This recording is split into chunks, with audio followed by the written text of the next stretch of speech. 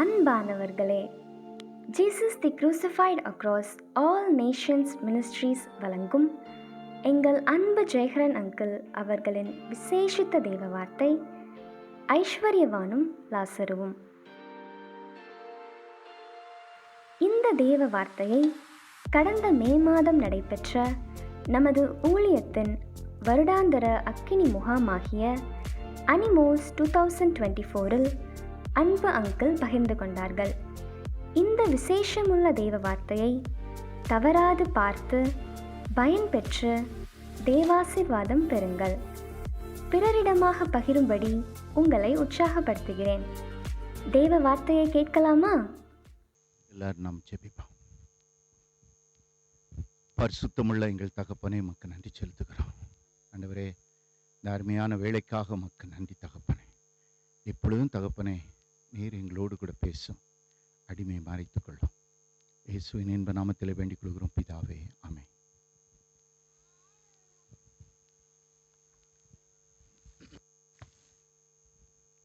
கிறிஸ்துவில் பிரியமானவர்களே, இன்றைக்கும் நாம் ஆண்டவர் சொன்ன ஒரு நடந்த சம்பவத்தை குறித்து நாம் தியானிக்க போகிறோம். வேதத்திலே நாம் பார்க்கும் பொழுது லூக்கா 16ஆம் அதிகாரத்திலே 19ஆம் வசனத்திலே பார்க்கிறோம். ஐஸ்வர்யமுள்ள ஒரு மனுஷன் இருந்தான். அவன் இரத்தாம்பரமும் விலையேறப்பட்ட வஸ்திரமும் தரித்து அனுதினமும் சம்பிரமமாய் வாழ்ந்து கொண்டிருந்தான். இந்த ஐஸ்வர்யவானையும் குறித்து, லாசருவையும் குறித்து ஆண்டவர் நடந்த ஒரு சம்பவம், நடந்த ஒரு சரித்திரத்தை சொல்லுவதை நாம் பார்க்க முடிகிறது. இங்கு நாம் பார்க்கும் பொழுது அந்த ரிச் மேன் அவர் பாவத்தை செய்தார் என்று நாம் வேதத்திலே பார்க்கவில்லை. பாவம் நிறைந்த ஒரு மனிதன் என்று நாம் வேதத்திலே பார்க்கவில்லை. அவர் ஒருவேளை சொல்லலாம், இப்போ உள்ள காலங்களை பொறுத்தளவு எப்பொழுதும் மது அருந்துவிட்டு துன்மார்க்கமாய் வாழ்ந்தவன் என்று வேதத்திலே பார்க்கவில்லை. அதை போல ஏழைகளை ஒடுக்கிய ஒரு மனுஷனும் என்று பார்க்கவில்லை. சாதாரணமாக வாழ்ந்த ஒரு மனிதன் தான். ஆனா அவருக்கு நித்தியத்தை குறித்ததான ஒரு எண்ணம் இல்லை. நித்தியம் என்பது பரலோக ராஜ்யம். பரலோக ராஜ்யம், இந்த பரலோக ராஜ்யத்துல நாம் நித்திய காலமாக வாழ வேண்டும். அதை குறித்ததான ஒரு எண்ணம் அந்த மனிதனுக்கு இல்லை. ஒவ்வொரு நாளும் அந்தந்த நாளுக்குள்ள வாழ்க்கை, அந்தந்த நாளுக்குள்ள வாழ்க்கை, அந்தந்த நாளுக்குள்ள வாழ்வு, இது என்னுடைய வாழ்க்கைக்கு போகும், இது என்னுடைய வாழ்க்கையில பிரயோஜனமா இருக்கும், அதை மட்டும் அவர் நினைத்து கொண்டே இருந்தார். நமக்கு இந்த உலகத்திலே கொடுக்கப்பட்ட நாட்கள் எவ்வளவு ஆண்டவர் அறிந்திருக்கிறார். ஆனால் ஒருவேளை 70 வயதோ 80 வயதோ வைத்துக் கொள்வோம். அதற்கு பின்பாக நித்திய காலமாக நாம் வாழ வேண்டும். அப்படி வாழ வேண்டும் என்றால் அந்த நித்திய வாழ்வுக்கென்று நாம் எதை நாம் சவதரித்து சம்பாதித்து வைத்திருக்கிறோம் என்பதை அந்த மனிதன் அறியவில்லை. பாருங்க, வேதம் சொல்லுகிறது லூக்கா 12:33, பழமையாய் போகாத பணப்பைகளையும் குறையாத பொக்கிஷத்தையும் பரலோகத்திலே உங்களுக்கு சம்பாதித்து வையுங்கள். அதாவது இங்கு பழமையா போகாத பணப்பை, இந்த பணப்பையை வைத்து வைத்து, ஏனென்றால் ஆண்டவர் தான் இந்த கிரெடிட் கொடுக்கிறவர். நாம் இந்த உலகத்திலே ஆண்டவருக்காக வாழ வாழ வாழ, ஜெபிக்க, ஊழியத்தை நிறைவேற்ற ஆண்டவருக்காக ஓடும் பொழுது அவர் அந்த பணப்பையிலே நமக்கு கிரெடிட் கொடுத்து வைத்துக் கொண்டே இருக்கிறார். ஆனா அந்த பொக்கிஷம் குறையவே குறையாது. ஏனென்றால் நான் அந்த பரலோகத்திலே பொக்கிஷம் என்பது அது சேர்த்து வைக்கப்பட்டு கொண்டே இருக்கிறது. அது குறையாத ஒரு பொக்கிஷமாக இருக்கிறது. அதனாலதான் ஆண்டவர் சொல்றாரு, குறையாத பொக்கிஷத்தையும் பரலோகத்திலே உங்களுக்கு சம்பாதித்து வையுங்கள்.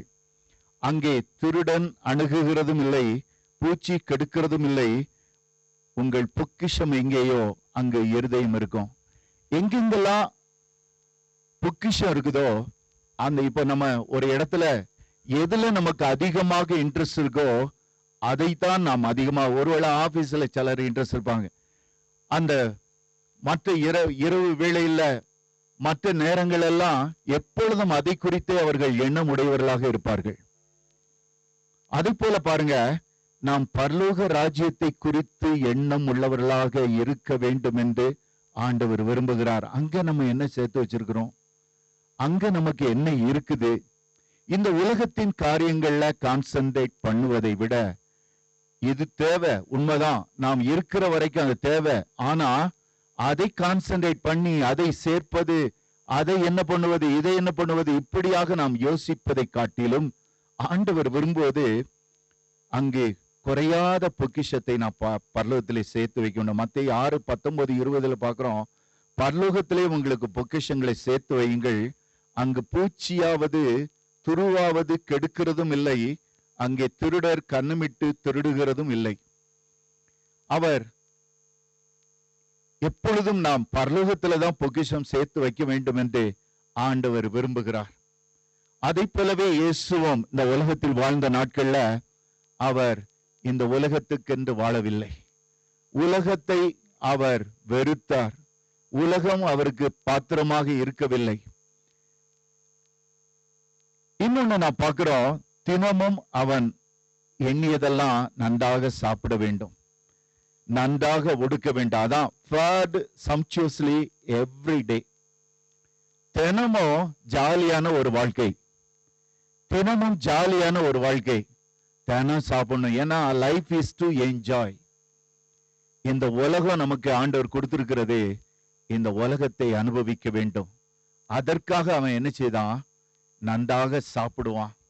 இருக்கலே காஸ்ட்லியா எந்த ட்ரெஸ் இருக்கோ அதை வாங்கி போட்டுக்கொள்ளுவான். அவன் ரொம்ப சம்சுவஸாகவே இருந்தான் என்று நாம் வேதத்திலே பார்க்கிறோம். தினம் ஒருவேளை எல்லா உறவினர்களை கூப்பிட்டிருக்கலாம், கெட் டுகெதர் வைத்திருக்கலாம், சந்தோஷமா இருந்திருக்கலாம். இப்படியாக அவனுடைய வாழ்க்கை பரலோகத்தை, நித்திய வாழ்க்கையை பற்றி எண்ணாத ஒரு வாழ்க்கை. பாருங்க, ஃப்ரெண்ட்ஸ் உறவினர்லாம் எல்லாம் ஓடி இருந்திருப்பாங்க, ஒவ்வொரு நாளும் சந்தோஷமா இருந்திருப்பாங்க, அவங்ககிட்ட நேரத்தை செலவழிச்சிருப்பான், ரொம்ப நேரம் அவங்க கூட பேசிக்கிட்டே இருந்திருப்பான். சந்தோஷம், அதுதான் சந்தோஷம். இந்த உலகத்துல நிம்மதி அதை தான் கொடுக்குதுன்னு சொல்லி அதை தேடி ஓடி இருப்பான். இன்னொன்னு நம்ம பார்க்கிறோம், இவன் தேவனுக்கு பயந்தவன் போலதான் இருக்கிறது. ஏனென்றால் தேவனுக்கு பயந்த ஒரு வாழ்க்கை தான் வாழ்ந்திருக்கான். ரொம்ப பெரிய பாவங்களை அவன் செய்யவில்லை, வேதத்தை நன்றாக அறிந்தவனாக இருக்கிறான். ஏனென்றால் அவன் சொல்றான், தகப்பனாகிய ஆபிரகாமே என்று கூப்பிடுகிறான்.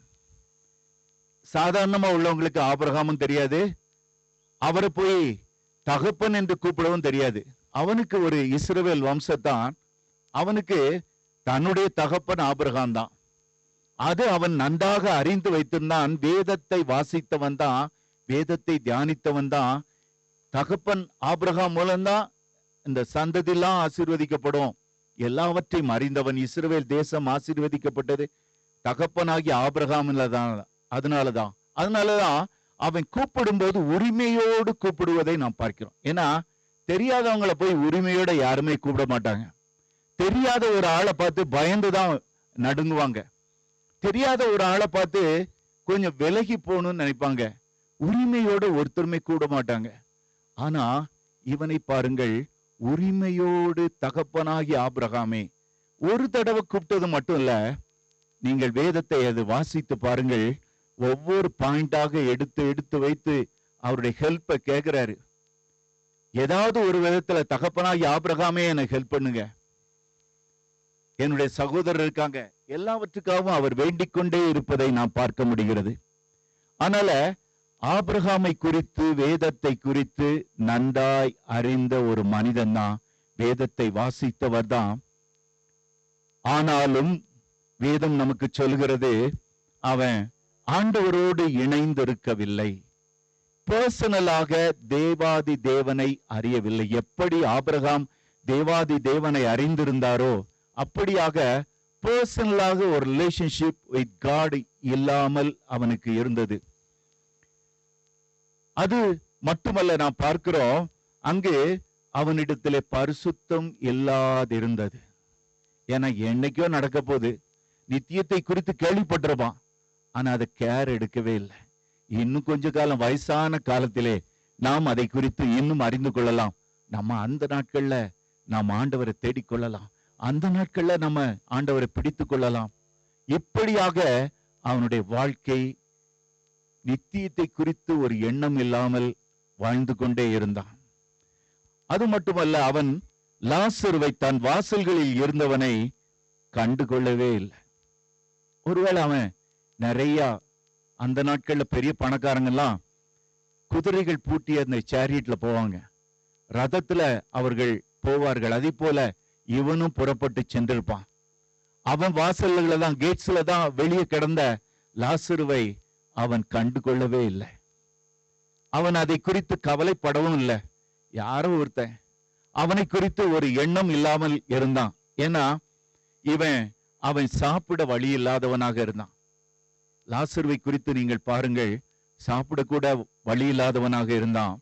ஏழையான ஒரு மனிதனாக இருந்தான். பருக்கள் நிறைந்தவனாக இருந்தான். ஆனா அவனுடைய எண்ணத்தை பாருங்க, அவன் நித்தியத்தை குறித்து ஒரு எண்ணம் உடையவனாக இருந்தான். ஹல்லேலூயா. அவனுடைய எண்ணம்லாம், நம்ம எவ்வளவு காலம் இங்க இருக்க போறோமோ, ஆனா நான் பரலோக ராஜ்யம் போனோம், இந்த தேவாதி தேவனை நான் தரிசிக்க வேண்டும். இந்த உலகத்துல எனக்கு ஒருவேளை வாழ்க்கை, சரியான வாழ்க்கை அமையல, எனக்கு ஒருவேளை நான் இப்படியாக ஏழையாக இருக்கிறேன், நான் ஒருவேளை வெளியே கிடக்குறேன், எனக்கு பருக்கள் நிறைஞ்ச ஒரு வாழ்க்கை தான் இருக்குது. அவன் தேவனை குறித்து ரொம்ப அவன் குறை சொல்லவே இல்லை. அவனுடைய எண்ணம்லாம், இந்த சூழ்நிலையிலும் கூட, இந்த சூழ்நிலையிலும் என்னுடைய வாழ்க்கை பரலோகத்தை நோக்கி இருக்கணும். ஹல்லேலூயா. பரலோகத்தை நான் பார்க்கணும், நித்திய காலமாக நான் பரலோகத்தில் இருக்கணும். அப்போ தேவனை நான் தரிசிக்க வேண்டும், தேவனை நான் அறிந்து கொள்ள வேண்டும், அவரை குறித்ததான காரியங்களை நான் அதிகமாக அறிந்து கொள்ள வேண்டும். இதற்கென்றே தன்னுடைய வாழ்க்கைய செலவழிச்சான். ஒருவேளை பட்டினியா கூட இருந்திருப்பான், எப்பொழுதும் பருக்கள்ல இருந்து அது புண்களாக மாறி இருக்கலாம், வேதனை இருக்கும். நீங்க ஒருவேளை இஸ்ரவேல் தேசத்துக்கு போனீங்கன்னா பயங்கர வெயில் இருக்கும். அதை எல்லாவற்றின் மத்தியிலும் ஒரு சரியான ஒரு தங்குவதற்கு வாசஸ்தலம் இல்லாத ஒரு நாள், ஒரு ஆளு. ஆனாலும் பாருங்கள், அவன் அவைகளின் மத்தியிலும் ஆண்டவரை நோக்கி பார்த்து கொண்டே இருந்தான். அவனுடைய கண்கள் நித்தியத்தை நோக்கி கொண்டே இருந்தது. ஆண்டவரே, நித்தியத்துக்கான வாழ்க்கை நான் வாழணும், நித்தியத்துக்காக நான் ஏதாவது செய்யணும், நித்தியத்துக்காக நான் சம்பாதிக்க வேண்டும். செபித்திருப்பான், ஆண்டவரை பற்றி மற்றவங்கிட்ட சொல்லியிருப்பான், அவர்களை கேட்டிருக்க மாட்டாங்க. ஆனா கூட ஆண்டவரை குறித்ததான காரியங்களை அவன் விவரித்து கொண்டே இருந்திருப்பான். ஆண்டவரை அவன் தன்னுடைய இருதயத்தோடு வைத்திருந்தான். அப்படியாக அவனுடைய வாழ்க்கை அமைந்திருந்தது. அதனாலதான் எங்க போரா இருந்தாலும் ரிச் இன் ஹெவன். ஹல்லேலூயா. இந்த உலகத்துல அவன் ஒண்ணு அனுபவிக்காட்டாலும், இந்த உலகத்துல பரதேசி போல இருந்தாலும், இந்த உலகத்துல ஒண்ணு இல்லாம இருந்தாலும், அவன் ரிச் இன் ஹெவன். இன்னைக்கு சகோதரனே, சகோதரியே, உங்களை குறித்து நான் ஆண்டவர்கிட்ட நீங்க கேட்டீங்கன்னா, ஆண்டவரே, நான் என்ன பரலோகத்துல சம்பாதிச்சு வச்சிருக்கிறேன், இங்க எனக்கு இதெல்லாம் இருக்குது, ஆனா பரலோகத்துல இது இருக்குதா?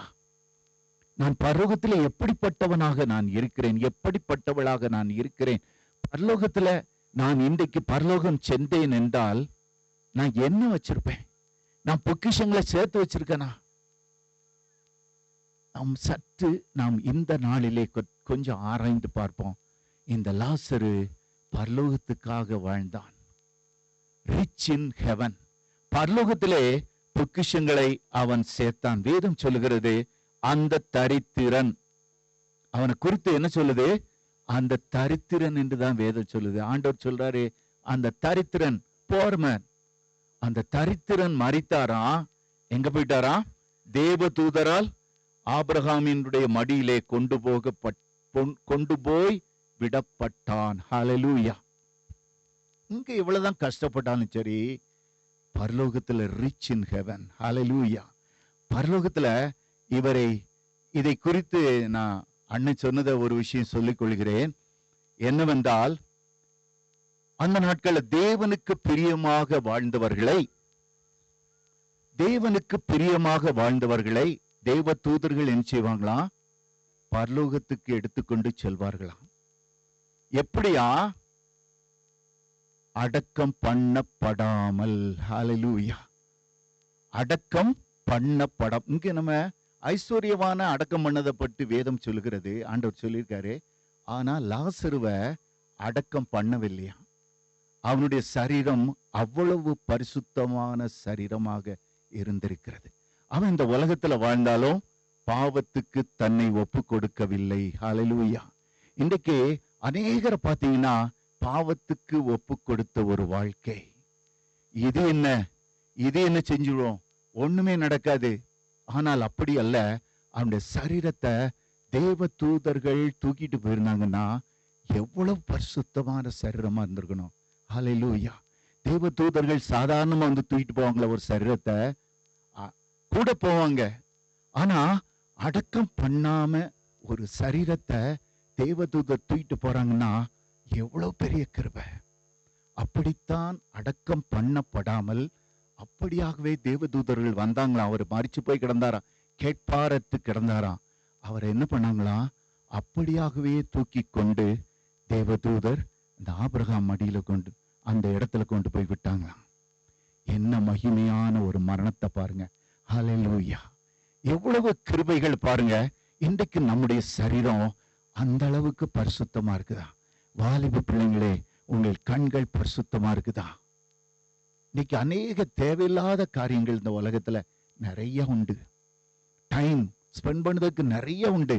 எல்லாம் உங்களை பாவத்துக்கு நேராக இழுத்து கொண்டு செல்லுகின்றன. சினிமா எல்லாம் ஒரு விஷம்தான். இந்த சீரியல்லாம் ஒரு விஷம்தான். டைமை நிறைய ஸ்பெண்ட் பண்ண அது உங்களை இழுத்து கொண்டு செல்லுகிறது. ஆனா பாவத்துக்கு நேராக உங்களை இழுத்து கொண்டு செல்லுகிறது. ஆனா இந்த மனுஷன் ஒரு பரிசுத்தவானா இருந்து தேவ தூதர்கள் அந்த சரீரத்தை முழுவதும் தூக்கி கொண்டு சென்றார்கள் என்றால் எவ்வளவு பெரிய கிருபை. Rich in heaven, rich in heaven. இன்னைக்கு நம்முடைய வாழ்க்கை எப்படி இருக்குது? இந்த உலகத்துல எப்படி இருக்குமோ தெரியல. ஆனா பரலோகத்துல நம்முடைய அக்கௌண்ட்ல என்ன இருக்கு? நம்முடைய மெரிட் என்ன இருக்குது? நம்ம பரிசுத்தமான சரீரத்தை வைத்திருக்கிறோமா? தேவதூதர்கள் நம்ம பக்கத்துல வந்து நிற்க அளவுக்கு நம்ம பரிசுத்தமா இருக்கிறோமா? தூக்கிட்டு போறது ரெண்டாவது. இப்போ தேவதூதர் நம்ம கூட இருக்காங்க, கூட நிக்கிறாங்க, நமக்கு துணையா நிக்கிறாங்க. நம்ம சொல்ல முடியுமா? நம்மை சற்று ஆராய்ந்து பார்ப்போம். அவனே தேவதூதரே அவன் சரீரத்தை தூக்கி சென்றார்கள். இன்றைக்கு நம்முடைய அருகிலே கூட லாசர் இருக்கலாம். சாதாரண மனிதனாக தெரியலாம். சாதாரண அவன் என்ன ஒண்ணும் இல்லாதவன், அவன் ஒன்றுக்கு பிரயோஜனம் இல்லாதவன். இப்படியாக நீங்கள் நினைக்கும்படியான லாசருக்கள் நம்ம மத்தியிலே கூட இருக்கலாம். அன்னைக்கு ஐஸ்வர்யன் தான் நினைச்சான், இவன் என்ன ஒருத்தன் ஒன்னும் பிரயோஜனம் இல்லாதவன், இவன் என்ன ஒரு ஏழைப்பைய, இவன் என்ன ஒண்ணுமே இல்லைன்னு. அவனுடைய கிருபைகள் பரலோகத்துல கூடிக்கொண்டே இருந்தன. அதை இந்த மனிதன் அறியவே இல்லை, இந்த ஐஸ்வர்யவான் அறியவே இல்லை. இன்னைக்கு கூட நாம் கூட நம்ம கூட இருக்கிற லாசருக்கள் உண்டு.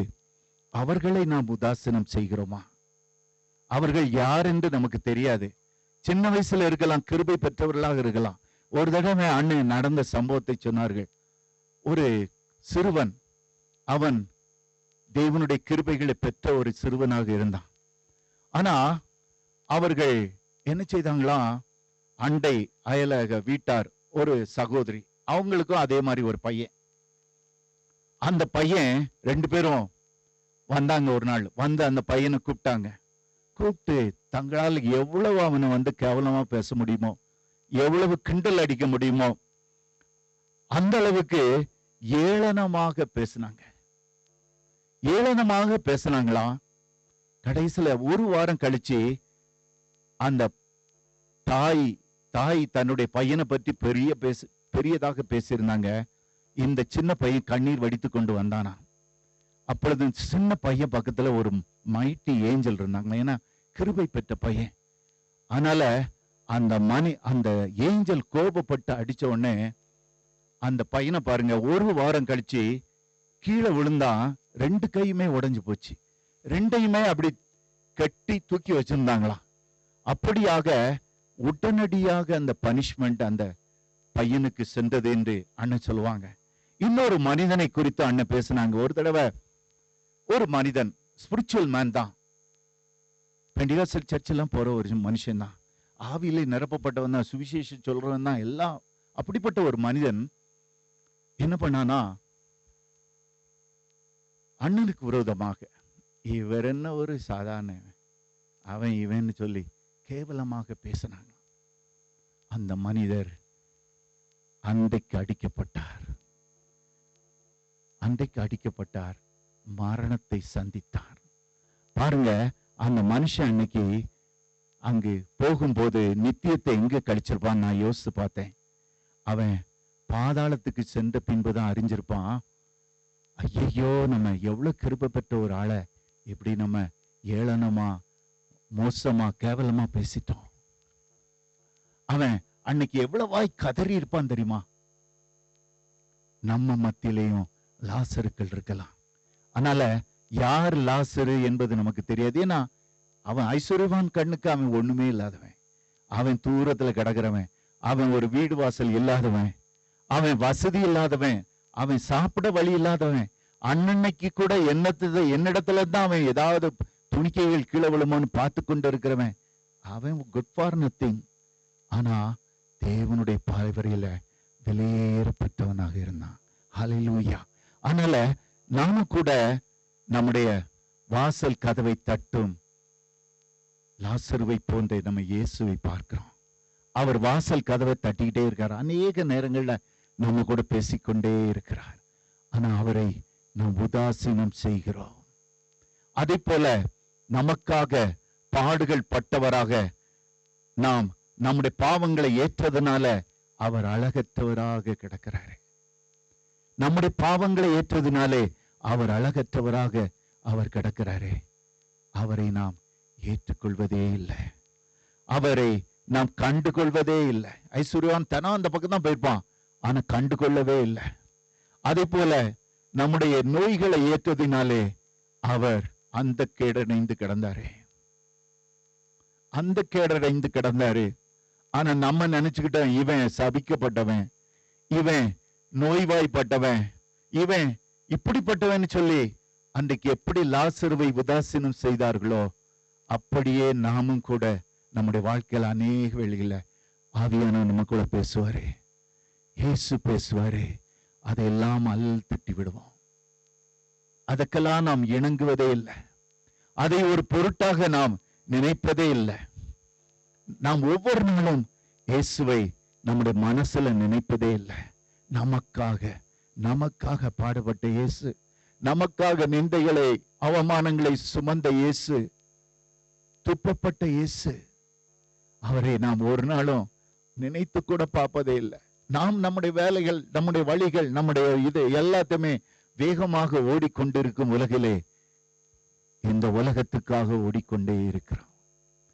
சகோதரனே, சகோதரியே, நாம் சற்று ஆராய்ந்து பார்ப்போம். உனக்காக எனக்காக ஜீவன் கொடுத்த இயேசுவை தினமும் நினைச்சு பார்க்கிறியா? ஒவ்வொரு நிமிடமும் நினைச்சு பார்க்கிறியா? உன்னுடைய எந்த வேலை ஸ்தலங்கள்ல கூட நினைச்சு பார்க்கிறியா? ஒரு நாளைக்கு ஒரு 4 தடையாவது யோசித்து பார்க்கிறியா? சற்று நம்மை ஆராய்ந்து பார்ப்போம். இந்த உலகத்துக்காக வாழ்ந்து எந்த பிரயோஜனமும் இல்லை. நித்திய காலமாக நாம் கழிக்க வேண்டிய இடம் பரலோகம். ஹல்லேலூயா. அதுதான் நம்முடைய எண்ணமாக இருக்க வேண்டும். ஆண்டவரே, நித்திய காலமாக உம்மோடு கூட நான் வாழ வேண்டும். அப்போ எங்க போய் நம்ம நிக்க முடியும்? இங்கு நம் உலகத்துக்காக வாழ்ந்து விட்டு அங்க போய் ஜீசஸை நம்ம பார்க்க முடியுமா? உனக்காக நான் மரித்தேன்னு, எனக்காக நீ என்ன செய்தாய், என்ன பண்ணோம்? நாம் சற்று நம்மை ஆராய்ந்து பார்ப்போம். இங்கு நம்ம பார்க்கிறோம், ஐஸ்வர்யவான் மரித்தவுடன் அடக்கம் பண்ணப்பட்டான். வேதம் சொல்கிறது, ஆண்டு சொல்லார், பாதாளத்துல அவன் என்ன செய்தானா? வேதனைப்பட்டானா. தூரத்துல பாக்குறான், அங்க ஆபிரகாம் பக்கத்துல ஒருத்தர் நின்று கொண்டிருக்கிறார். அங்க நின்று கொண்டிருக்கிற யாருன்னு பார்த்தா, ஐயோ நம்ம லாசர் இல்ல, இதுவரைக்கும் நம்ம உதாசீனம் பண்ணுமே, இதுவரைக்கும் கேவலமே நடத்தணுமே, இதுவரைக்கும் அவரை கண்டுகொள்ளவே இல்லையே. அந்த லாசருவா அவர்? பாருங்க, கிருபையினாலே நிரப்பப்பட்ட உலகத்துக்கென்று நித்தியத்துக்கென்று வாழ்ந்த லாசரு அங்கு நிற்கிறான். ஆபிரகாம் பக்கத்துல அங்கு ஆயிரக்கணக்கான லட்சக்கணக்கான தேவனுக்கென்று வாழ்ந்தவர்கள் மரித்தவர்கள் இருந்தார்கள். அவர்கள் மத்தியில மேல போய் யார் நிக்கிறா? ஆபிரகாம் பக்கத்துல இவர் யாரை பார்க்கிறாரு? லாசருவை பார்க்கிறாரு. லாசருவை அங்கு பார்த்து கொண்டே இருக்கிறாரு. பாருங்க, பரலோகத்துல நமக்கு தெரிஞ்சவங்க மகிமையின் வெள்ளை அங்கி தரித்திருக்கிறத, நித்திய காலமா அவங்க சந்தோஷமா வாழ போறத நம்ம பார்க்கும் பொழுது உண்மையிலேயே நரகத்தில் இருக்கவங்களுக்கு மிகவும் கஷ்டமா இருக்கும். ஏனென்றால் நரகம் மகா கொடியது. நரகம் மகா கொடியது. அதுல இங்க உள்ளவங்க யாருமே போகக்கூடாது. ஹல்லேலூயா, யாருமே போகக்கூடாது. ஆனா மோட்சத்துக்கு போவதும் ஈஸியான காரியம் அல்ல. அதனால ஒவ்வொரு நாளும் நாம் பரலோகம், எனக்கு I should be rich in heaven, நான் இந்த உலகத்துக்கு அல்ல பரலோகத்துல நான் ஐஸ்வர்யனா இருக்கணுமே. ஆண்டவரே, என்னை கண்ணோக்கி பாரும். ஒவ்வொரு நாளும் நாம் கெஞ்சி கொண்டே இருப்போம். ஆண்டவரே, அதற்கான விஷயங்களை நாம் முன்னெடுத்து நாம் செய்து கொண்டே இருப்போம். அப்பதான் இவரு பாக்குறாரு, தூரத்துல அங்க பாக்குறாரு, சந்தோஷம். அது வரைக்கும் அவன் சாதாரண ஒரு மனுஷனா கிடந்தான், யாரும் கேட்பார்ட்டு கிடந்தான். அவனை கொண்டு போய் ஆண்டவரு அங்கு உயர்த்தி வச்சிருந்தாரு. அவன் மகிமையில் அவனுடைய வெள்ளங்கி தரித்து அவன் நிற்கும் பொழுது அப்படியே சொல்லிச்சுக்கிட்டு இருக்கு. அப்ப சொல்றான், தகப்பனாகிய ஆபிரகாமே, நீர் எனக்கு இறங்கணும் ஆண்டவரே, இறங்கணும் ஆபிரகாமே. இங்கு இருக்க வரைக்கும் இறக்கத்துக்காக அவன் கெஞ்சினதே இல்லை. ஒரு நாள் கூட தேவனிடத்துல கெஞ்சவே இல்லை. ஆனா அங்கு கெஞ்சுகிறான். எங்க இருந்து கெஞ்சுறான்? எங்கு ஜெபம் கேட்கப்பட மாட்டாதோ அந்த இடத்துல இருந்து கெஞ்சுகிறான். நமக்கும் அநேக தருணங்கள் கொடுக்கப்படுகின்றன. தேவன் நம்மோடு கூட பேசுவதற்கு அநேக தருணங்கள் கொடுக்கப்படுது. ஆண்டவர் நம்ம கூட பேசிக்கொண்டே இருக்கிறார்.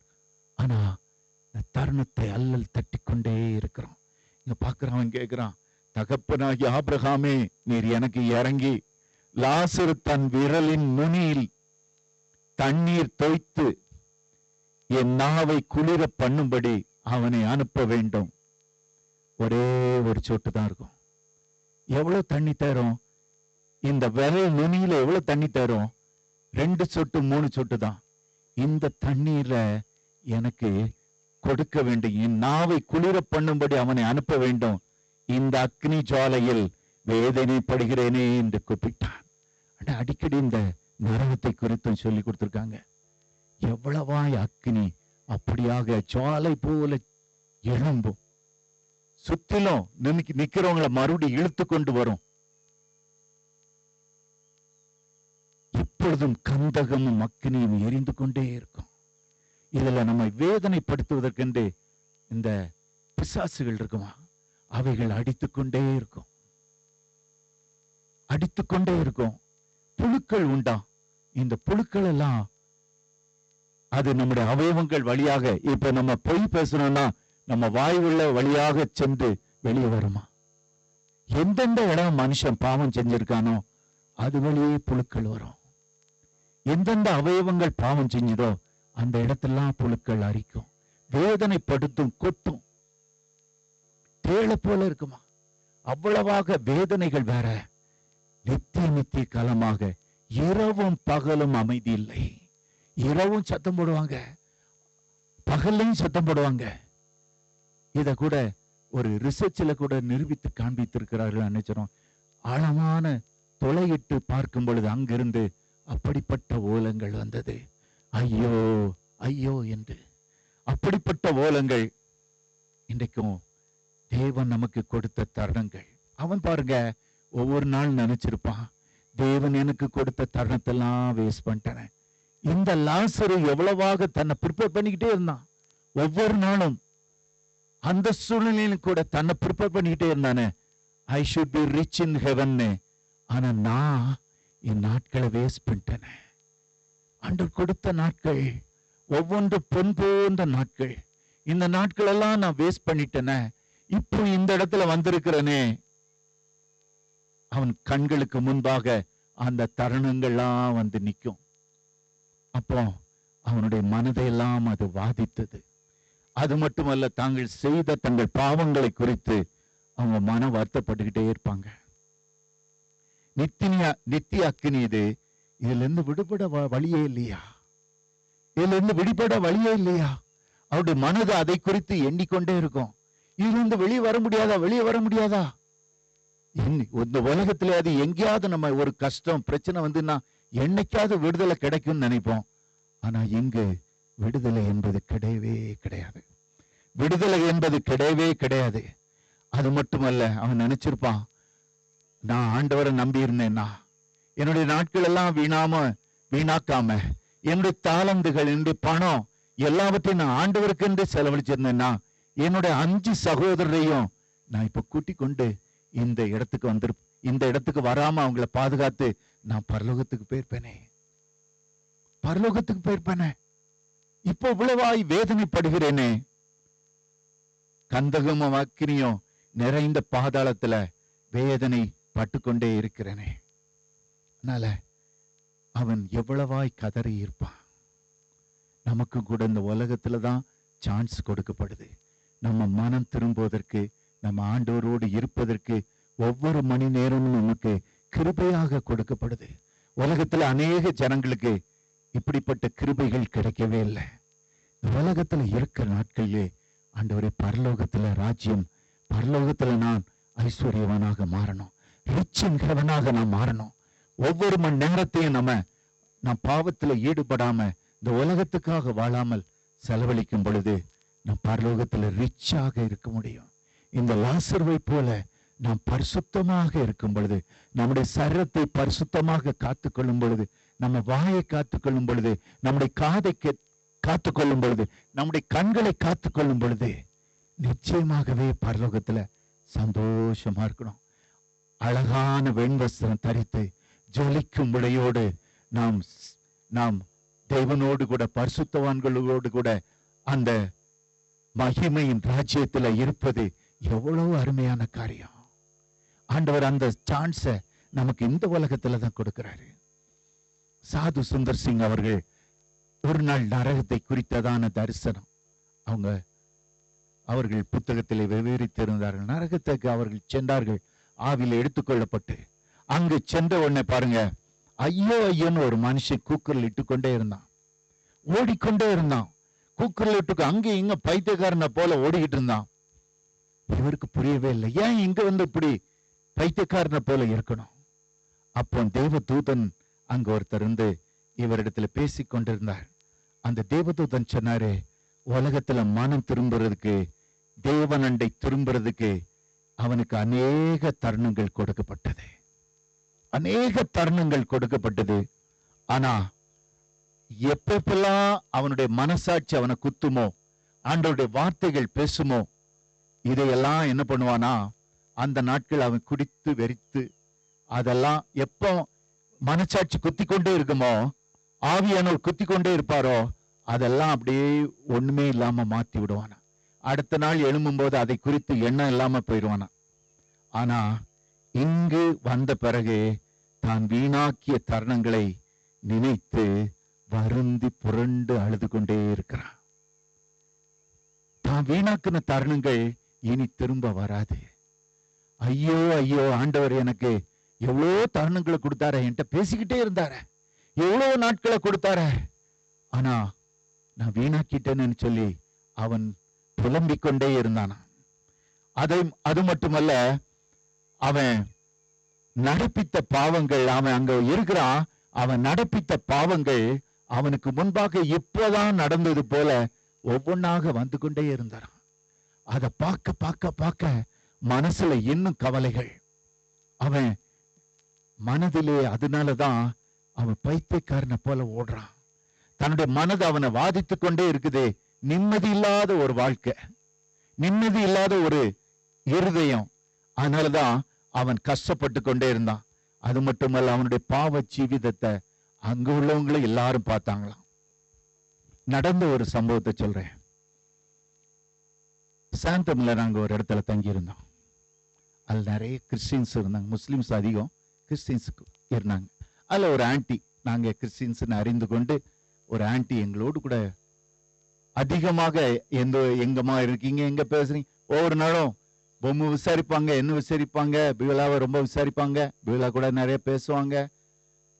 அண்ணன் இருப்பாங்க, அண்ணனை குறித்து விசாரிப்பாங்க. எப்பொழுதும் எங்க போவாங்கன்னா பிரேயருக்காக சர்ச்சு தான் போவாங்க. பிரேயருக்காக சர்ச்சு போவாங்க. எப்ப பார்த்தாலும் நாங்க பார்க்கலாம், ஏமா ப்ரே பண்ணிட்டு வரணுமா, சர்ச்சு போயிட்டு வரேம்மா. ஒவ்வொரு தடையும் அப்படிதான் பேசிக்கொண்டே இருப்பாங்க. கிட்டத்தட்ட ஒரு 65 இருந்து 70 வயசு இருக்கும். அந்த இவர்கள் மூலமாக அந்த அங்கிளும் பழக்கம் ஆயிட்டாங்க. அவங்க ஒரு பிசினஸ் மேன். அவர்கள் அடிக்கடி அவங்க பிசினஸ்க்காக போவாங்க, பார்ப்பாங்க, பேசுவாங்க. இந்த குடும்பம் கொஞ்சம் எங்களோடு பரிச்சயம் ஆயிட்டாங்க. ஆனா திடீர்னு பாருங்க, ஒரு நாள் இது கொஞ்சம் ஒரு வருடம் 2 வருடம் அவங்க மறித்து விட்டார்கள் என்று கேள்வி. சரி, அப்போ நம்ம போய் பார்க்கணும். அண்ணன் போய் கேட்டோம். எதுனாலும் ஆண்டு கேட்டு போறது வழக்கம். அண்ணிட்டு போய் கேட்டோம். அண்ணன் இந்த மாதிரி அண்ணன் கொஞ்சம் மௌனமாகவே இருந்தாங்க.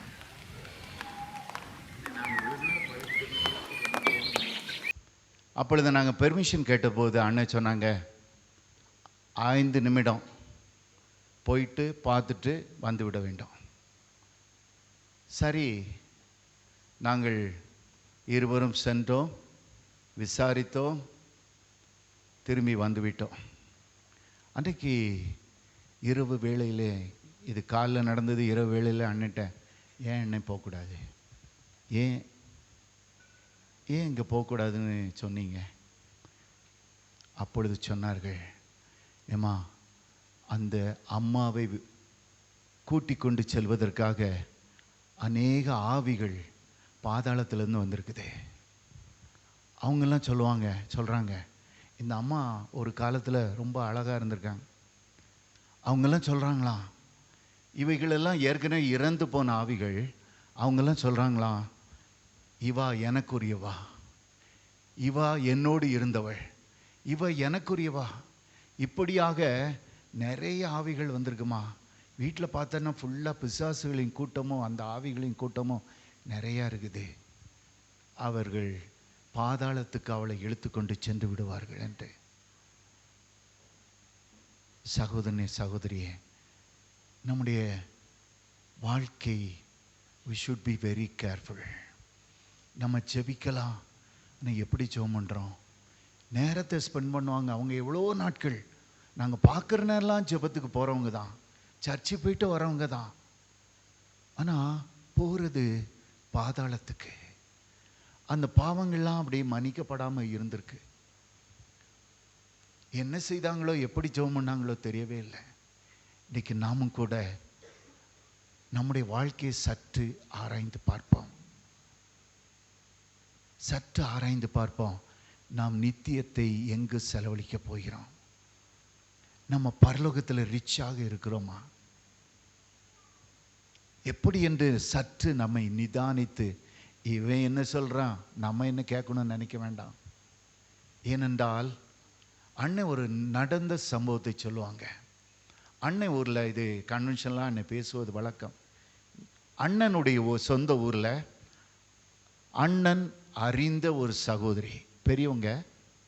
அண்ணன் சின்ன வயசுலேருந்து பார்த்த நாட்களெல்லாம் அவர்கள் ஜெபிக்கிறவர்கள், அவர்கள் வேதத்தை வாசிக்கிறவர்கள், ரட்சிக்கப்பட்ட ஒரு சகோதரி தான். அது மட்டும் இல்லை, அண்ணன் சொல்லுவாங்க, ஒவ்வொரு ஞாயிற்றுக்கிழமை ஆச்சுன்னா ட்ரம்ஸ் எடுத்துக்கிடுவாங்களாம். ட்ரம்ஸ் எடுத்து அடிச்சுக்கிட்டு ஒரு 10 சகோதரிகளுக்கு பெண்கள் ஐக்கிய சங்கத்திலேருந்து கூட்டுக்கிடுவாங்களாம். இந்த அம்மா தான் லீட் பண்ணி போவாங்க. போய் பக்கத்து ஊர்களுக்கு சென்று கிறிஸ்துவை அறியாதவர்களுக்கு சுவிசேஷம் அறிவிப்பாங்களாம். அப்படிப்பட்ட ஒரு சகோதரி தான், ஒரு பக்தியுள்ள சகோதரி. அவர்கள் மரண படுக்கை வந்தது, கடைசி ஸ்டேஜ். இப்போ அண்ணன் இந்த இடத்துக்கு அண்ணனை ஜெபம் பண்ணதுக்கு கூப்பிட்டுருக்காங்க. பாருங்கள், அந்த சகோதரி கட்டில் படுக்க வச்சுருக்காங்க. அந்த நாட்களில் நார்க்கட்டில் உண்டு, தெரியும் உங்களுக்கு. அதில் படுக்க வச்சுருக்காங்க. இந்த சகோதரி கதறாங்களாம், ஐயோ ஐயோ என் காலெல்லாம் எரியுதே, தீயா எரியுதே, தண்ணியை கொண்டு வந்து என் காலில் ஊற்றுங்க, நான் எங்கேயோ இறங்கி போகிற மாதிரி இருக்குதே, அக்கினி எரியுதே, தீயா எரியுதே, என்னால் தாங்க முடியலையே. ஜனங்கள் என்ன பண்ணாங்களா, ரிலேஷன்லாம் வந்து என்னன்னு தெரியல அவங்களுக்கு, கொண்டு வந்து கால்கள்லாம் தண்ணி ஊற்றுனாங்களாம். அப்பவும் அடங்கவே இல்லையா. அப்பொழுது அண்ணன் சொன்னாங்க, அவ்வளோ பக்தி உள்ள ஸ்திரீ, அந்த சகோதரி, அவர்கள் பாதாளத்துக்குள்ளாக இறங்கி கொண்டே இருந்தார்கள்.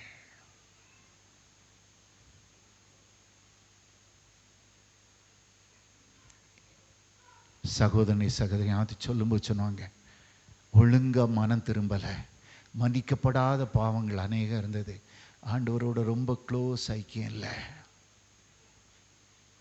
இன்றைக்கும் நம்முடைய பாவங்கள் மன்னிக்கப்பட்டிருக்குதா? ஒவ்வொன்றாக சற்று நம்மை ஆராய்ந்து பார்ப்போம். நாம் ஒருவேளை ஊழியக்காரங்களாக இருக்கலாம், ஊழியம் செய்யலாம், ஆனால் நான் பரலோகத்துக்கு போவோமா? இன்றைக்கி நாம் சற்று நம்மை ஆராய்ந்து பார்ப்போம். சாது சுந்தர் சிங் அவர்கள் ஒரு தடவை தரிசனத்தில் அவர்கள் ஒரு இடத்துக்கு எடுத்துக்கொள்ளப்படுறாங்க. ஆவியில் அவங்க போய் நிற்கிறாங்க. ஒரு அறை, ஒரு ரூம். அங்கு தேவனை அறிந்த ஒரு பையன்தான், ஒரு மனிதன்தான்.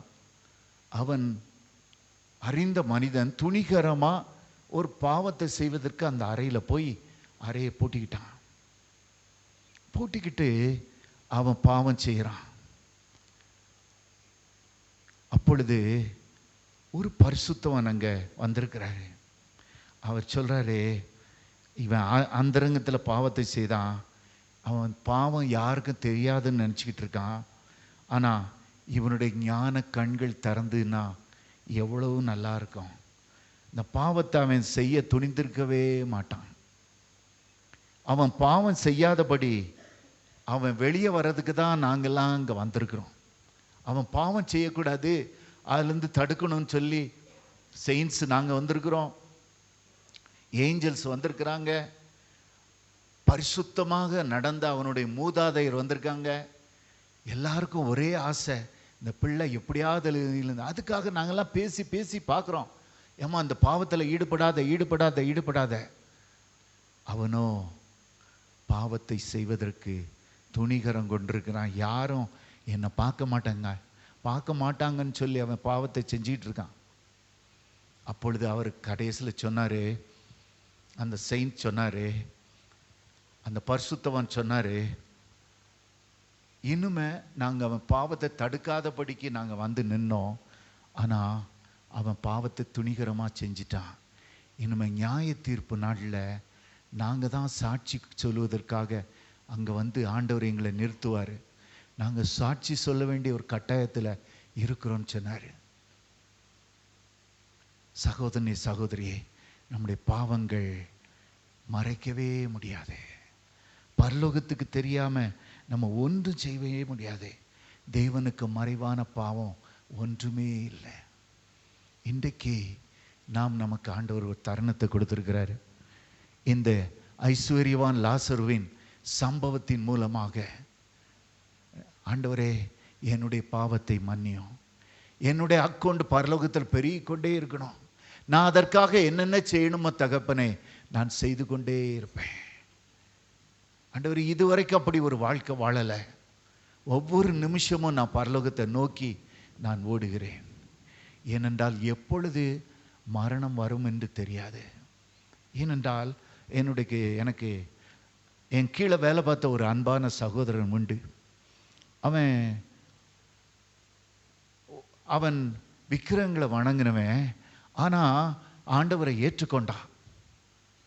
நன்றாக நாங்கள் ஒரே பேட்ச், நாங்கள் ட்ரைனிங்லாம் இருக்கும்போது நன்றாக குடிப்பான். எல்லாம் அந்த மாதிரி ஜனங்களோடு தான் போயிட்டே இருப்பான். ஜாலியாக இருப்போன்னு.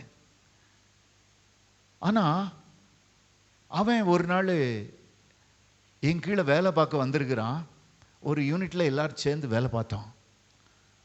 அப்போ அவன் சொன்னான், நான் இப்போ ஆண்டவரை ஏற்றுக்கிட்டேன். நான் இப்போ இந்த ஸ்பிரிச்சுவல் சர்ச்சுக்கு தான் போயிட்டுருக்கேன், ஏஜி சர்ச்சுக்கு தான் போயிட்டுருக்கேன்.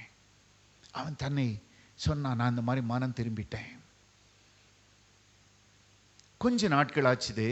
அது ஒரு தீபாவளி சீசன். அங்கே அந்த எங்களுக்கு கமிஷனர் இருந்தவங்க என்ன பண்ணாங்க, ஒரு கவர் நிறைய வெடி இதெல்லாம் ஒவ்வொருத்தருக்கு கொடுத்துருந்தாங்க. உடனே அந்த கவரில் பார்த்தா நிறைய ரூபா. இதை கொண்டு வந்து என் முன்னால் வச்சாங்க. நான் சொன்னேன், நான் கடவுளுக்கு பயந்தவன்ப்பா, தேவனுக்கு பயந்தவன், இதெல்லாம் எடுத்துகிட்டு போ, அந்த அம்மாட்டை கொண்டு போய் கொடுன்னு. அப்போ இந்த சகோதரன் என்ன பண்ணாருன்னா,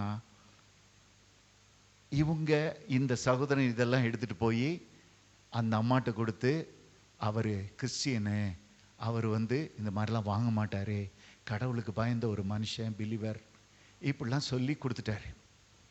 ஆனால் அவர் போர்ஷன் வரும்போது அவர் எல்லாத்தையும் எடுத்து பாக்கெட்டுக்குள்ளே வச்சுக்கிட்டாரு. நான் பார்த்துக்கிட்டே இருக்கேன். என்ன பிரதர், என்ன, நாங்கள் பேசிக்கொள்வோம். அப்போ சொன்னார், சார் ஒன்றும் இல்லை, என் பையன் படிச்சுக்கிட்டு இருக்கான், அவனுக்கு ஃபீஸ் கட்டணும், அதான் உங்களுக்கு சம்பளம் இருக்க, என்னால் அதை கொஞ்சம் சமாளிக்க முடியல, அதனால தான் இந்த மாதிரி கிடைக்கிறதெல்லாம் கொஞ்சம் வாங்கிடுவேன், பையன் படித்து முடித்த உடனே நான் எல்லாத்தையும் விட்டுருந்தேன் சார், நான் பரிசுத்தமாக இருப்பேன் என்று அவர் ஒரு பிரதிஜ்ஞை செய்தார். நான் சொன்னேன், அது என்னைக்கு வருமோ தெரியாத. இல்லை இன்னும் 2 வருஷமோ நம்ம இருக்குன்னாரு. கடைசியில் பாருங்கள், அந்த மனுஷனை குறித்து கேள்விப்பட்டேன். 1 இயர் 1.5 இயர்ஸ்க்குள்ளே அவர் இன்னொரு இடத்துக்கு ட்ரான்ஸ்ஃபர் ஆனார். நான் இன்னொரு ஆஃபீஸ் போயிட்டேன். அங்கேயும் போய் வாங்கியிருக்காரு. பையன் படிச்சுக்கிட்டு இருந்திருக்கான், வாங்கியிருக்காரு. அவரை குறித்து சொன்னாங்க. பிறகு எங்கேயோ போய் அவருக்கு ஏற்கனவே பிபி உண்டு, நன்றாக சாப்பிட்ருக்காரு. திடீர்னு ஒரு நாள் ஆஃபீஸில் வந்தார், மயங்கினார், கீழே விழுந்தார், மரித்தே போய்விட்டார். அப்போ அந்த ஆவி எங்கே போயிருக்கோம்? மரித்த ஆத்மா எங்கே போயிருக்கோம்? பாவத்தை விடவில்லையே, பரிசுத்தமாக இருக்கலையே. என்னதான் ரட்சிக்கப்பட்டிருந்தாலும், அபிஷேகம் பெற்றிருந்தாலும் அடிக்கடி நான் கலங்கி போவேன். ரொம்ப அன்பான மனுஷன்தான். பாருங்கள், நம்முடைய வாழ்க்கை நம்முடைய கையில் இல்லை. உண்மைதான், ஊழியத்துக்கு அழைக்கப்பட்டிருக்கிறோம், உண்மைதான். ஆனால் நம்ம எப்பொழுது எந்த நேரம் நாம் இந்த உலகத்தை விட்டு கடந்து சென்றாலும் நித்தியம் நமக்கு எங்கே இருக்குது, சற்று நம்மை ஆராய்ந்து பார்ப்போம். அதனால் நாம் நம்ம இந்த வேளையில் நம்ம ஒப்பு கொடுப்போம். இன்னொன்று, நான் என்னுடைய வாழ்க்கையில் அதிகமாக நான் பார்த்துருக்கிறேன், நம்ம அநேகரை பார்க்கும்போது மனம் திரும்பி மன்னிப்பு கேட்டால் கூட அவர்கள் பாவத்துக்கான தண்டனை அவர்களுக்குள்ளாக கடந்து வருகிறது. இதை குறித்து நிறைய நேரம் நாங்கள் பேசிக்கொண்டே இருப்போம். ஒரு தடவை இந்த கொஞ்சம் சமீப காலங்களில் ஒரு ஊழியக்காரரு கொஞ்சம் அவருக்கு நோய் வந்து விட்டது. அவர் மிகவும் கஷ்டப்பட்டுக்கிட்டு இருக்கார் நோயினால். அப்பொழுது நாங்கள் ஏதோ ஒரு மீட்டிங் வந்திருக்கார், நாங்கள் போகிறோம். அப்போ வீலாவை பார்த்த உடனே, ஆண்டவர் வீலா, நாங்கள் 2 பேரும் அவரை பார்க்குறோம், ஒரு ஊழியக்காரன் தான், இப்போ நல்லா தான் இருக்கிறாரு. அப்போ அந்த ஆண்டவர் பேசிக்கொண்டு இருக்கிறார். இந்த பையனை பார்த்தா, என் மகளே, இவன் வாலிப நாட்களில் தான் விருப்பப்படி வாழ்ந்தான், அதை இப்பொழுது அறுத்து கொண்டு இருக்கிறான். ஆமாம், நாங்கள் யோசித்தோம். அதுக்கு பிறகு அவர் ரட்சிக்கப்பட்டார், அபிஷேகம் பெற்றார், அநேகரை தேவனுடைய மந்தைக்கு சேர்த்திருக்காரு. இதெல்லாம் பார்த்தது தான். ஆனால் ஏன் இப்பொழுது இந்த மனிதன் இப்படி வியாதிப்பட வேண்டும்? இதை குறித்து நாங்கள் வீட்டிலையும் இப்போ சமீப காலத்தில் இதை குறித்து பேசிக்கொண்டே இருந்தோம். அப்போ ஆண்டவர் சில சம்பவங்களை எங்களுக்கு ஞாபகத்தில் கொண்டு வந்தார். அதை குறித்து பேசினார். அதை உங்களுக்கு சொல்லுகிறேன். தாவீது பாவம் செஞ்சார், பத்சேபாள்கிட்ட பாவம் செஞ்சார். உடனே ஆண்டவர் என்ன பண்ணார் தெரியுமா? நாத்தான் என்கிற தீர்க்கதரிசி அனுப்புனார். நாத்தான்ட்டு சொல்லார், 3 காரியத்தை சொன்னார். இப்போ இந்த பிள்ளை மரித்து போய்விடும், அது முதல்ல சொன்னது. அடுத்தது 2 சாமுவேல் 12 அதிகாரத்தில் பாருங்க, பட்டயம் உன் வீட்டை விட்டு விலகாதிருக்கும், இது 2வது. 3வது பாருங்க, உன் கண்கள் பார்க்க உன் ஸ்திரீகளை எடுத்து உன் அடுத்தவனுக்கு கொடுப்பேன், அவன் சூரிய வெளிச்சத்தில் உன் ஸ்திரீகளோடு சயனிப்பான். இந்த 3ஐயும் அவர் நாத்தான் தீர்க்கதரிசி இவருடைய பாவத்துக்கு உள்ள தண்டனையாக கொடுத்துட்டு போனார். இதுக்கு பிறகு நம்ம பார்க்குறோம், அவர் அழுதார், புலம்பினார், புரண்டார், ஆண்டவருக்கு முன்பாக மன்னிப்பு கேட்டார். ஆண்டவருக்கு விரோதமாக பாவம் செஞ்சேன், மன்னிப்பு கேட்டார், ஓப்பனாக பேசினார். அதில் அண்ணன் இவர் இதை குறித்து 21 வருஷத்துக்கு மேலாக அவர் சாம்பலை சாப்பாட்டில் அள்ளி போட்டு சாப்பிடுவாராம். அப்படியாக தன்னையே வருத்தினார். மனம் திரும்பின தேவனுக்கு பிரியமான ஒரு மனுஷன்தான். மனம் திரும்பினார், மன்னிப்பு கேட்டார், எல்லாத்தையும் சரி பண்ணார். ஆனால் என்ன நடந்தது? முதல்ல அந்த பையன் அவன் சாகவே சாவான், நிச்சயமாய் சாகுனோடனே அந்த பிறந்த பிள்ளை செத்து போச்சு. அது உடனே நடந்துட்டு. அடுத்தது ஆண்டவர் சொன்னார், என்ன சொன்னார்? பட்டயம் உன் வீட்டை விட்டு விலகாது இருக்கும். பிள்ளைகளை பாருங்க, அம்னோன் போனா, அப்சலோம் போனா, அதோனியா போனா, எல்லாமே மரிச்சு போயிட்டாங்க.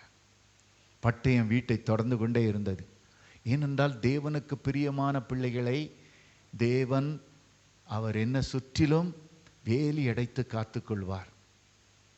ஆனால் சொன்ன வாக்கு அப்படியே நிறைவேறிட்டு. 3வது பாருங்க, உன் கண்கள் பார்க்க உன் ஸ்திரீகளை எடுத்து உன் அடுத்தவனுக்கு கொடுப்பேன். இது அப்சலோம் மூலமாக அப்படியே நிறைவேறிட்டு. 3 தீர்க்க தரிசன வார்த்தையும் பாவத்துக்கு உண்டான பலன், சம்பளம் கொடுக்கப்பட்டது. அது அப்படியே நிறைவேறிட்டு. ஏன்? பாவம் செஞ்சாரு, மன்னிப்பு கேட்டாரு, அழுதாரு, புலம்புனாரு. அதுக்கு பிறகு சாப்பாட்டில் கூட சரியா சாப்பிடலையே, சாம்பல் அள்ளி போட்டுலாம் சாப்பிட்டாரு. ஏன் நடந்தது? எங்கள் வீட்டில் இதை குறித்து நாங்கள் டிஸ்கஸ் பண்ணி கொண்டு இருக்கும்போது ஆண்டவர் சொல்லி கொடுத்ததை உங்களுக்கு சொல்ல விரும்புகிறேன். பாவம் செய்து மன்னிப்பு கேட்காதவனுக்கு நரகம்.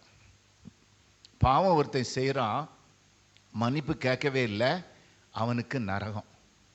ஆனால் பாவம் செய்து மன்னிப்பு கேட்குறவனுக்கு இந்த உலகத்திலே எல்லாம் வழங்கப்படும்.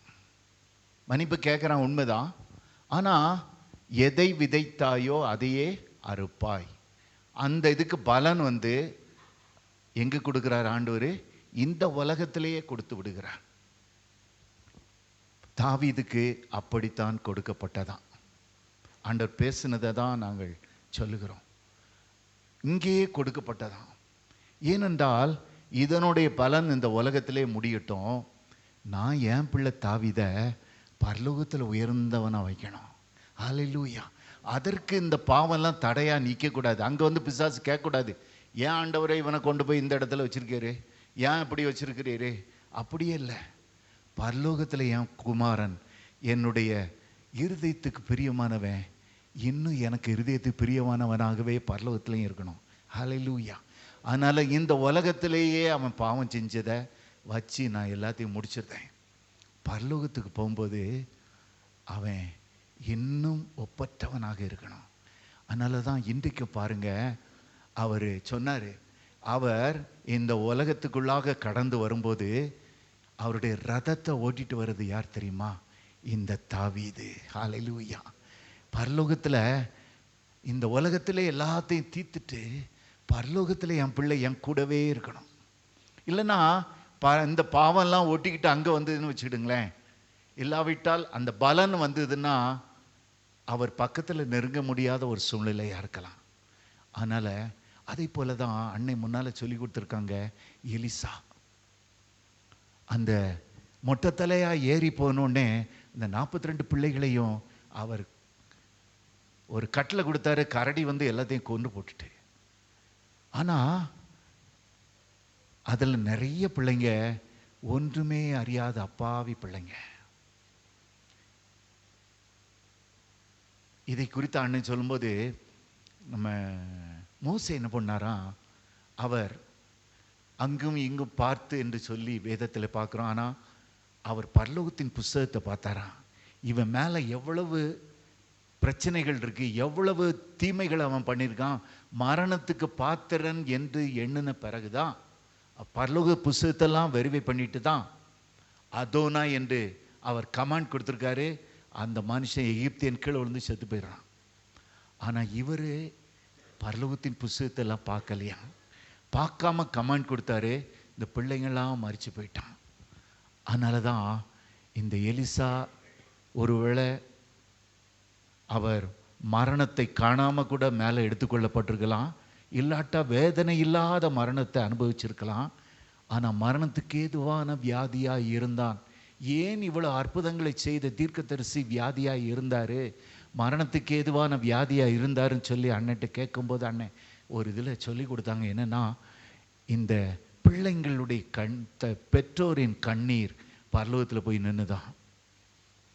அப்போது அதுக்கு பதில் செய்யப்பட வேண்டும். ஏன்னா சில பிள்ளைங்க மோசமான பிள்ளைங்க, அதுக்கெல்லாம் இல்லை. இந்த ஒன்று மறியாத அப்பாவி பிள்ளைங்களுடைய கண்ணீர், இந்த பெற்றோரின் கண்ணீர் அங்கே போய் நின்னோடனே அதுக்கு அப்போ இந்த உலகத்திலேயே எலிசா அதனுடைய பலனை அனுபவிச்சிடட்டும், பரலோகத்தில் என்னுடைய தீர்க்கதரிசியாக பரலோகத்தை வந்துடட்டும். அதற்காக அவர் கஷ்டப்பட்டார். கொஞ்ச நாட்கள் அந்த வியாதியில் அமிழ்ந்தார். ஆனால் அவரிடத்திலிருந்து அக்கினி போகவே இல்லை. ஏன்னா அந்த எலும்புகளுக்குள்ளாக அக்கினி இருந்தது. மரித்தவனை போட்டாங்க, ஆனால் உயிரோடு எழும்பினா. ஹல்லேலூயா. அதனால் அவருடைய வல்லமையெல்லாம் குறைஞ்சி போகலை, அவர் தேவனோடு இருந்த ஐக்கியம் போகல. அவர் செய்த பாவங்களுக்கு தண்டனையாக இந்த உலகத்திலேயே அவருக்கு செலுத்தப்பட்டது என்று அண்ணன் சொல்லி கொடுத்தாங்க. தாவீதுக்கும் அதை போலவே ஆண்டவர் சொல்லியிருக்காரு. அதனால் நாம் பாவம் செய்யாமல் இந்த உலகத்தில் வாழ்வது மிகவும் நல்ல காரியம். ஹல்லேலூயா. ஏனென்றால் எதை செய்தாலும் நீங்கள் நினைக்கலாம், அநேகர் அப்படி தான் நினைக்காங்க, இதுக்கு ஒரு மன்னிப்பு கேட்டால் சரியாக போச்சு. வாலிப பிள்ளைங்களை கேட்டிங்கன்னா அப்படி தான் சொல்லுவாங்க, இதெல்லாம் செஞ்சுக்கலாம், செஞ்ச பிறகு ஒரு மன்னிப்புக்கு ஆண்டுகிட்ட கேட்டுக்கிடும். ஆண்டவரே முடியலையே, என்னால் செய்யாமல் இருக்க முடியல, ஒரு பாவத்தை செஞ்சுட்டு நம்ம மன்னிப்பு கேட்டுக்கலாம். இல்லை பிரியமானவர்களே, பாவத்தின் சம்பளத்தை நாம் அறுத்து தான் ஆக வேண்டும். பரலோகத்தில் போகணுன்னா நம்ம இங்கே அறுத்து விட்டு நம்ம பரலோகத்துக்கு போகணும். அப்போது நம்ம ஆண்டவரோடு இருந்த ஐக்கியம்லாம் பரலோகத்தில் நமக்கு மேன்மையாக எண்ணப்படும். அதனால் நாம் இனியாவது நம்ம பாவம் செய்யாமல் இருக்க வேண்டும். அதனால் இந்த லாசர் எப்படி பரிசுத்தமாக இருந்து பரலோகத்துக்கு எடுத்துக்கொள்ளப்பட்டாரோ அப்படியாக நாம் பரிசுத்தமாக இருக்க வேண்டும். இன்னொன்று அண்ணன் சொன்னாங்க, நம்முடைய ஆத்துமாவில் எங்கெங்கே பாவம் செய்தோமோ அந்த இடத்துல கரைகள் ஒட்டி இருக்கும், நீங்காத கரை. இந்த கரைகள் எல்லாம் நம்ம இடத்துல ஒட்டி இருக்கும். இந்த கரைகள் நம்ம எங்கே சென்றாலும் சரி, நம்ம பார்த்த உடனே கரைகளை கண்டுபிடிச்சிருவாங்க. பரிசுத்தவான்கள்லாம், கண்கள் திறக்கப்பட்டவங்கெல்லாம் எங்கெங்கே நம்ம பாவம் செய்கிறோம், எந்த அவயவங்கள் பாவம் செய்துன்னு கூட அவர்கள் அறிந்து கொள்ள முடியும். பரலோகம் அறிந்து கொள்ள முடியும், ஆண்டவர் அறிந்து கொள்ள முடியும். அதனால் இந்த கரைகள் திரைகள்லாம் அங்கே ஒட்டி இருக்கும். எங்கெங்கே வாயில் பொய்ய சொன்னோம், வாயில் தீமையான காரியங்களை சண்டை போட்டோம், பேசணும், இந்த கரைகள் ஒட்டி இருக்கும். இன்னைக்கு ஆண்டவர்கிட்ட கேட்போம், ஆண்டவரே என்னுடைய கரைகளெல்லாம் நீக்கி போடும், என்னுடைய திரைகளெல்லாம் நீக்கி போடும், இனி நான் பாவம் செய்யாமல் வாழணும். தேவனால் பிறந்த எவனும் பாவம் செய்யான்னு வேதத்தில் பார்க்குறோமே தகப்பனே. ஆண்டவரை பாவம் செய்யாமல் நான் வாழும்படி எனக்கு உதவி செய்யும்னு ஆண்டவர்கிட்ட கேட்போம். எபேசியர் 5ஆம் அதிகாரம் 25, 26, 27 பார்க்குறோம். கிறிஸ்துவும் சபையில் அன்பு கூர்ந்து கரை திரை முதலானவைகள் ஒன்றும் இல்லாமல் பரிசுத்தமும் பிழையற்றதுமான மகிமையுள்ள சபையாக அதை தமக்கு முன்னே நிறுத்தி கொள்வதற்கு தம்மை தாமே அதற்காக ஒப்பு கொடுத்தார். இயேசு சிலுவையிலே அறையும்படி நமக்காக ஒப்பு கொடுத்தார். சிலுவையிலே 6 மணி நேரங்கள் எவ்வளவாய் துடித்திருப்பார். எல்லா துடிப்பும் உனக்காக எனக்காக. எதற்காக தெரியுமா? கரை திரை அற்றவர்களாக நாம் பரலோகத்தில் போய் நிற்கணும். ஆண்டவருக்கு முன்பாக எலிசாவை கொண்டு போய் நிப்பாட்டியிருப்பார் ஆண்டவர். ஆண்டவரே பிதாவானவரை, இவர் தான் எலிசா, இவனுடைய எல்லா கணக்குகளும் தீர்க்கப்பட்டு விட்டது, இந்த உலகத்திலே தீர்க்கப்பட்டு விட்டது. இவன் என் பிள்ளை, எனக்காக வாழ்ந்தான், எனக்காக அற்புதத்தை செய்தான். பரலோகத்திலே மகிமையுள்ள ராஜ்யத்திலே என்ன மகிமையா இருக்கணுமோ அவ்வளவாக அவன் இருக்கட்டும். தாவீதை கொண்டு போய் நிறுத்தியிருப்பாரு. எல்லாரும் சொல்லுவாங்க, இது பச்சைபால்கிட்ட பாவம் செஞ்சாருன்னு சொல்லி. ஆனால் ஆண்டவர் கொண்டு போய் அங்கே நிறுத்தியிருப்பார். என் பிள்ளை, என் இருதயத்துக்கேற்ற என்னுடைய தாவீது. இப்போ ஆண்டவரே, இவன் உலகத்தில் எல்லாத்தையும் அனுபவிச்சு விட்டான், தன்னுடைய பாவத்துக்கான எல்லா சம்பளத்தையும் செலுத்திட்டான். நீங்க கரை திரையற்றவனாக இவனை பரலோகத்துக்கு எடுத்துக்கலுங்க. இப்படியாக ஆண்டவர் கொண்டு போய் மகிமையுள்ள சன்னிதானத்தில் நிறுத்துறதுக்கு இன்றும் வல்லமையுடையவராக இருக்கிறார். ஆண்டவர்கிட்ட நம்ம ஜெபம் பண்ணுவோமா?